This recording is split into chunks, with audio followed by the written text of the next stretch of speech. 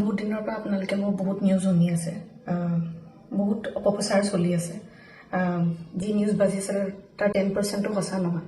আৰু মই ইমান দিনে একো মাত মাতিব পৰা নাই, কাৰণ ইমান হেৰেছমেণ্ট, ইমান মেণ্টেল হেৰেছমেণ্ট, যোনটো কেতিয়াও মই ভাবাই নাছিলোঁ হ'ব বুলি, সেইখিনি মই পাৰ কৰিব লগা হৈছে। মেণ্টেলি প্ৰস্তুত নাছিলোঁ কোনো ধৰণৰ কথা ক'বলৈ বা কিবা ষ্টেটমেণ্ট দিবলৈ।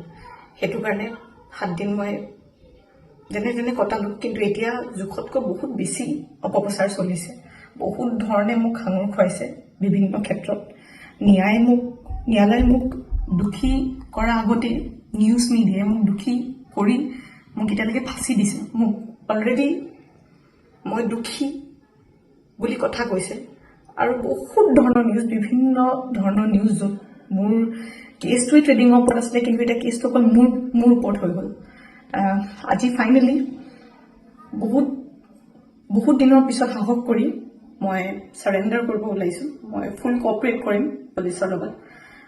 ইমান দিনে কৰিব পৰা নাছিলোঁ, মই পলাই ক'তো থকা নাই, মই লুকাই আছিলোঁ অকণমান। মই পৰা নাছিলোঁ সহ্য কৰিবলৈ। ইমান সহজ নহয় নিউজ এটা শুনি থকা বা নিউজ এটা কৰি থাকিলে। যি মন যায় তাকে কৈ আছে, কোনো ধৰণৰ তথ্য নোহোৱাকৈ কথা কৈ আছে।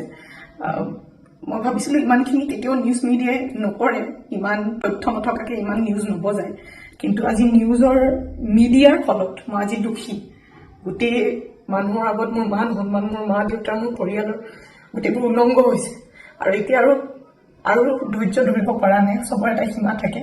সেইটো কাৰণে আজি মই চাৰেণ্ডাৰ কৰিম। আৰু মোৰ বিশ্বাস যে তথ্য চাই ন্যায়ালয়ে ডিচিশ্যন ল'ব, আৰু মিডিয়াৰ নিউজ চাই নহয়।